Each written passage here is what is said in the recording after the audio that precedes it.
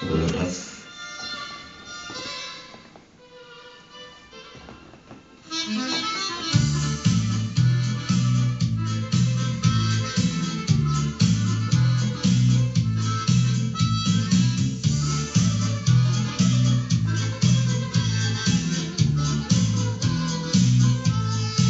Блестящее платье в золоте и жемчугах, каблук на шпильке, а в руках букет из роз. Бардак молчит, а ты идешься на понтах. А помнишь, как тебе свои я розы нес, когда в пустом трамвае ехали домой? Полночный город замолкал и засыпал, как пахли почки, распухавшие весной. Я от любых от тебя оберегал. Я каждый день тебя на зоне вспоминал. Мои мечты, быть может, сбудутся теперь, как на прощанье тебя в щеку целовал. Ты улыбалась и захлопывала дверь. Как не хотелось мне, прощаясь, уходить. Ах, сколько было нам с тобой прекрасных лет.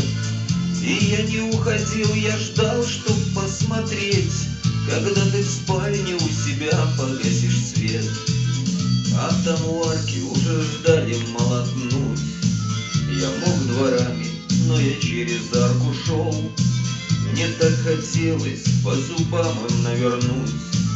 Один из них сейчас ментом такой козел, и я мочил его в той арке много раз.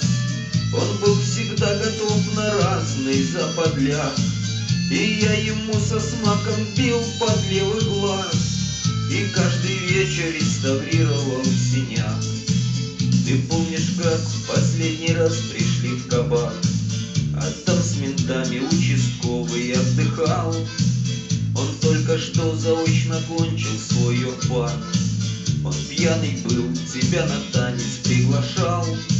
Влюбился в ложь цветная, к мамочке пошел. А дальше твой папаша, вникнув что к чему, за то, что этому менту в подъезде щелк, меня на 8 лет упрятали в тюрьму.